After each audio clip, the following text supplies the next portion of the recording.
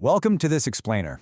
Speaking as a seasoned project manager who spent years out in the trenches, I can tell you that almost every successful mega project has three core things in common: a clear plan, a realistic schedule, and systematic tracking. And today, we're exploring the foundational tool that actually makes all of that possible. It's called the Critical Path Method, or CPM. Honestly, it's an essential piece of equipment that belongs right next to your hard hat, and it's widely considered the world's most powerful construction scheduling tool. But before we get into the nuts and bolts of how it actually works, I want you to ask yourself the ultimate project question. Which specific activities control your final completion date? If you don't know the precise answer for your build, you're basically navigating in the dark. Knowing exactly which tasks drive that handover date is literally what separates a profitable build from absolute, unmitigated chaos. Okay, let's dive into this. Here is how we're going to demystify the system today. First, we'll look at the ultimate scheduling tool. Second, bridging the office and the site. Third, network logic and chains. Fourth, the risks of guesswork. Fifth, step-by-step schedule building. And finally, the true project baseline. So, kicking things off with Section 1, the ultimate scheduling tool, and the math behind it. At its core, CPM is basically a mathematical modeling technique that we use to figure out the total project duration and its logical sequence. But honestly, beyond the math, its true superpower is alignment. Think about it. Mega projects involve massive teams with totally competing priorities. Getting engineers and contractors to agree on anything? Well, that's a miracle on itself. But CPM gets the entire ecosystem, engineers, contractors, consultants, and clients speaking the exact same language and working toward the exact same timeline. That brings us to Section 2, bridging the office and the site, or planning versus execution.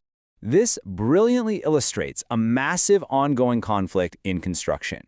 You've got the pristine, highly theoretical planning environment of the office on one hand, and the gritty, completely unpredictable reality of the site on the other. Most mega projects rely on really robust software like Primavera P6 or Microsoft Project for a very good reason. CPM actually translates that high-level office logic into actionable daily field execution. It acts as the ultimate bridge, connecting that perfect little Gantt chart on a monitor to the engineers who are actually out there staring at drawings in the mud. Now let's shift over to the actual mechanics in Section 3, network logic and chains, because sequence absolutely matters. Now, what's really interesting about this is that in construction, tasks just cannot happen randomly. Imagine a straightforward project. Say excavation takes 5 days, and that's followed by the foundation, which takes 10 days. Then we move on to the columns, taking 7 days, and finally the beams and slab at 8 days. Logic dictates that you absolutely cannot start the columns before the foundation is poured, right? Because these activities depend on one another, they form a logical chain, which we call a schedule network. The CPM algorithm analyzes this exact chain of dependencies to calculate the absolute shortest possible path to completion. And that brings us to a really vital concept to understand: critical activities. These are the tasks that simply cannot afford a single day of delay without throwing off your final project completion date. It's a mathematical certainty. If a critical activity is delayed by 1 day today, well, the entire project gets pushed back by 1 day tomorrow. They entirely dictate the pace of the whole shebang. Now, contrast that with our next crucial term, which is float. The reality is, not every single task on a job site is critical. Float represents flexibility. It applies to those tasks that can be delayed just a bit without blowing up your ultimate deadline. Finding this float is incredibly valuable because it gives you some much-needed breathing room. It lets you efficiently pull manpower or equipment from an activity that has plenty of float and reassign them to save a critical activity that might be falling behind.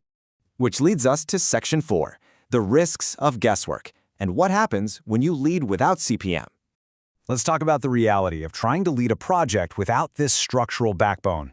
Without CPM, your completion dates are pure guesswork. Resource allocation becomes wildly inefficient just because you don't actually know where your real bottlenecks are. And when delays inevitably happen, they're almost impossible to isolate, which makes contract disputes an absolute nightmare. But with CPM, you gain absolute control. Progress is scientifically measured. Executive leadership gets a firm grip on the budget and clear deadlines. And crucially, if a delay does pop up, you can objectively analyze who caused it, keeping your extension of time claims objective and your forecasts totally reliable. Let's move on to Section 5 and see how this builds. Step-by-step schedule building, our beginner's guide. For anyone ready to actually step into schedule management, the process follows a really simple, highly effective 4-step guide. First up, list out every single activity required to complete your scope. Second, determine the dependencies, meaning what exactly has to finish before the next task can even begin. Third, estimate realistic durations for each of those tasks. And finally, let your software identify the critical path right through that network. If you master these 4 steps, you've essentially built yourself a bulletproof project model. And that brings us to our final topic today, Section 6, the true project baseline, your ultimate measuring stick. I really want you to remember this quote. CPM is not just a Gantt chart. It is the foundation of modern project governance.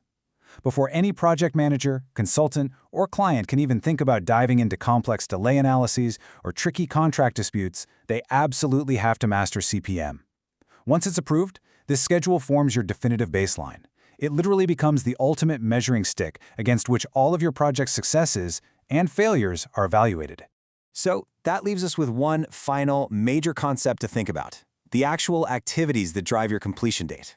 You hear professionals toss around the term critical path every single day, but very few truly know how to leverage it to protect their budgets and their teams. So what exactly is the critical path in practice? Are you ready to find the tasks that truly dictate your project's fate? We are going to break all of that down in detail next time. Thank you so much for joining me for this explainer, and I'll catch you in the next one.